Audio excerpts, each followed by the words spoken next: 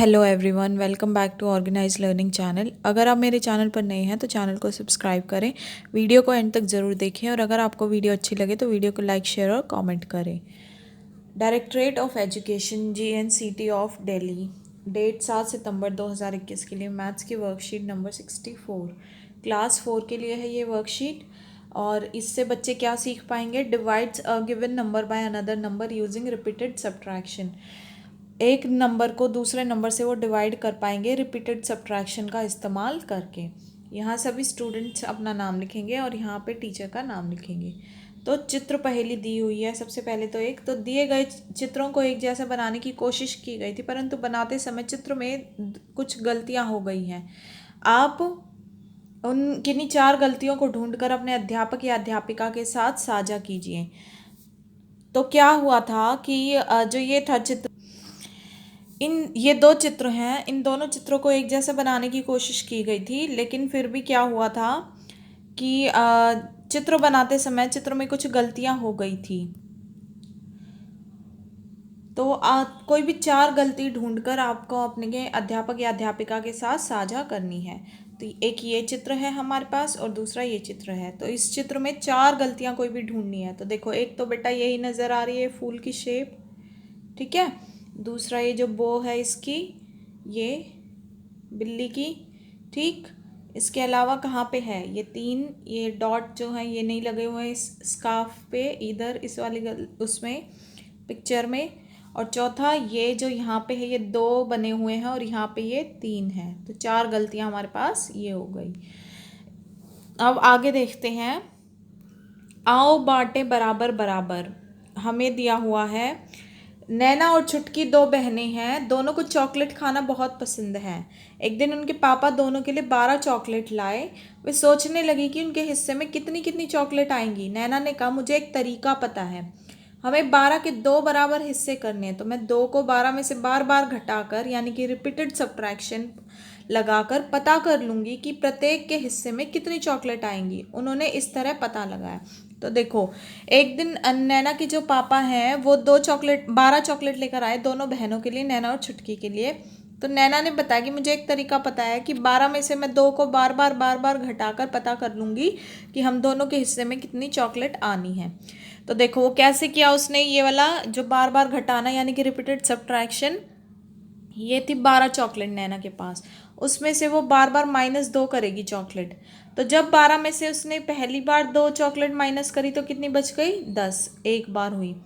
अब इस 10 को यहाँ लेकर चले गए ऊपर, इसमें से फिर 2 घटाए, ठीक है। उस 2 घटाने के बाद कितने बच गए? 8। हमने 2 कितनी बार घटा चुके? अब एक यहाँ घटा दिया, दूसरा यहाँ, तो 2 बार घट चुका है। अब तीसरी बार ये 8 जो रिजल्ट आया ये ऊपर चला जाएगा और इसमें से फिर से 2 घटेंगे तो कितने बचे? 6। यानी कि अब 2 कितनी बार घट गए? 1 2 3, 3 बार। फिर जो ये 6 था, इस 6 को ऊपर लेकर गए और इसमें से फिर 2 घटाया तो आंसर कितना आया? 4। तो अब 2 कितनी बार घट चुका है? 1 2 3 4, तो कितना आंसर आया? 4। फिर यहाँ से ये 4 था, इसको ऊपर लेकर गए तो 4 में से हमने 2 फिर से घटाया, कितना बचा? 2। फिर ये अब कितनी बार घट चुका है? 2, 1 2 3 4 5। और फिर 2 में से 2 घटाया तो ये कितना आंसर आया? 0। तो अब कितनी बार घट चुका है? 2, 1 2 3 4 5 6। तो टोटल कितनी बार जो है 2 को घटाया गया है? 6 बार। तो 6 बार घटाया गया है 2 को, तो इसलिए दोनों के हिस्से में 6 चॉकलेट्स आएंगी। नैना ने कहा, हमारी गणित की अध्यापिका ने बताया था कि बराबर बांटने को भाग करना भी कहते हैं और इसे इस चिन्ह से दर्शाते हैं। फिर नैना कहती है कि हमारी मैडम ने जो है वो ये बताया था कि जब बराबर बांटना होता है, जब इक्वल शेयर करना होता है तो इसको डिवीजन भी बोलते हैं और इसको हम इस चिन्ह से दर्शाते हैं, ये जो चिन्ह हमें दिया हुआ है। भाग करने के विभिन्न तरीके होते हैं, जिनमें से एक है बार बार घटाना। और भाग करने के बहुत सारे तरीके होते हैं, जिनमें एक है रिपीटेड सब्ट्रैक्शन, यानी कि बार बार घटाना, जो अभी हमने ऊपर देखा है। छुटकी बोली, इसका मतलब हम 12 चॉकलेट में से 2 चॉकलेट बार बार घटाएंगे तो एक के हिस्से में 6 चॉकलेट आएंगी। तो छुटकी ने फिर क्या कहा कि अगर 12 में से 2 चॉकलेट को बार बार घटाया तो एक के हिस्से में कितनी चॉकलेट आई? 6। नैना ने कहा, बिल्कुल सही, हम इसे ऐसे भी लिख सकते हैं, अगर 12 चॉकलेट को 2 बराबर हिस्सों में बांटते हैं तो दोनों को 6 चॉकलेट मिलेंगी, या गणित की भाषा में 12 chocolate divide by 2 is equal to कितनी आ गई? 6 चॉकलेट।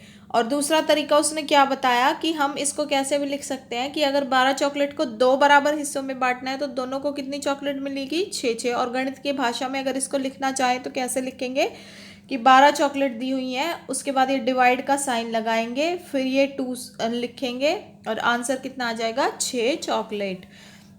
बच्चों आप भी नीचे दी गई स्थितियों को बार बार घटाकर दिखाइए और गणितीय भाषा में लिखिए। आपके लिए एक उदाहरण दिया गया है। अब नीचे कुछ हमें दिए गए हैं सवाल। तो जैसे ये एक उदाहरण हमें करके दिखाया गया कि 27 फूलों के 9 बराबर हिस्से।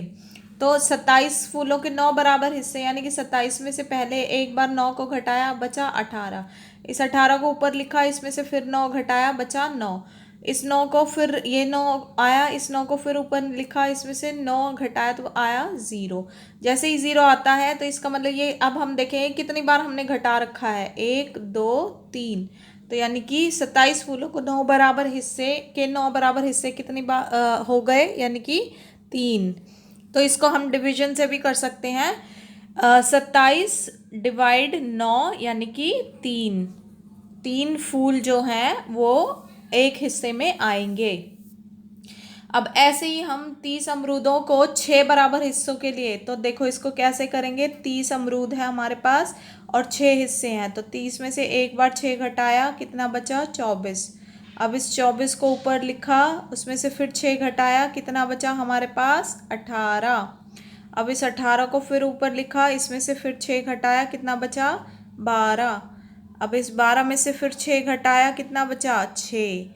अब इस 6 को फिर ऊपर लिखा और इसमें से फिर कितना घटाया, 6, यानी कि कितना बचा, 0। जैसे ही 0 आ गया तो हमारा मतलब हमें आंसर मिल जाएगा कि हम अब काउंट करेंगे कि हमारे कितने 30 अमरूदों के 6 बराबर हिस्से किए, तो मतलब एक हिस्से में कितने अमरूद आए, यानी टोटल गिनेंगे हमने 6 कितनी बार घटाया, 1 2 3 4 और 5। ये 6 घटा रखा है ना हमने 5 बार, तो 30 अमरूदों के बराबर हिस्से हमारे पास कितने हो जाएंगे, 5। तो हम यहाँ पे इसको अगर ऐसे भी लिखना चाहें तो 30 डिवाइड बाय 6 बराबर कितना हुआ, 5।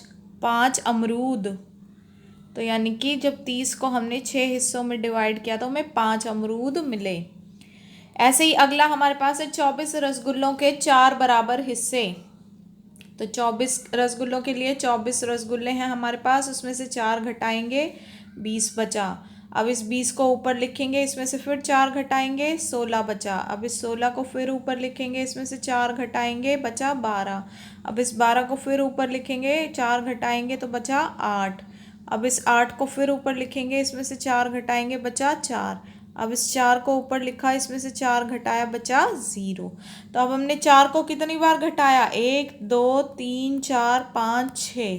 तो यानी कि हम अगर 24 रसगुल्लों के 4 बराबर हिस्से करते हैं तो कितने रसगुल्ले आएंगे एक हिस्से में, 6। और इसको हम यहाँ लिखेंगे तो कैसे हो जाएगा, 24 डिवाइडेड बाय 4 यानी कि 6 रसगुल्ले। उसके बाद आता है हमारे पास 21 पेंसिलों के 3 बराबर हिस्से। 21 पेंसिलों के 3 बराबर हिस्से मतलब 21 में से पहले हमने घटाया 3, कितना बचा, 18। फिर ये 18 ऊपर गया तो फिर से 3 घटाया, कितना बचा, 15। फिर ये 15 ऊपर गया, फिर से 3 घटाया, कितना बचा, 12। फिर ये 12 ऊपर गया, फिर से 3 घटाया, कितना बचा, 9। फिर ये 9 ऊपर गया, इसमें से 3 घटाया, कितना बचा, 6। 6 ऊपर गया, इसमें से 3 घटाया, कितना बचा, 3। अब 3 फिर ऊपर गया और 3 में से 3 घटाया, बचा 0। तो कितनी बार हमने 3 को घटाया, 1 2 3 4 5 6 7। तो अगर 21 पेंसिलों के 3 बराबर हिस्से किए तो एक हिस्से में कितनी पेंसिल आई, 7। और इसको अगर हम यहाँ लिखें तो इसको कैसे लिख सकते हैं, 21 डिवाइडेड बाय 3 यानी कि 7 पेंसिल। और अभिभावकों के लिए एक सुझाव रहेगा कि बच्चों को पशु पक्षियों से संबंधित कहानियाँ सुनाएं, जैसे पंचतंत्र की कहानियाँ आदि। आप बच्चों को पशु पक्षियों से संबंधित कोई भी कहानी सुना सकते हैं। जैसे पंचतंत्र की कहानियाँ बहुत फेमस है, तो उनमें से कोई भी कहानियाँ आप उनको सुना सकते हैं। और कोविड-19 से बचने के लिए हमारी जो विरुद्ध लड़ाई है कोविड-19 के विरुद्ध, उससे बचने के लिए, सुरक्षित रहने के लिए हमेशा मास्क पहनेंगे। आशा है आपको वीडियो अच्छी लगी होगी। अगर आपको वीडियो अच्छी लगी है तो प्लीज़ वीडियो को लाइक शेयर और कमेंट करें और चैनल को सब्सक्राइब करें। तो मिलते हैं नेक्स्ट वीडियो में।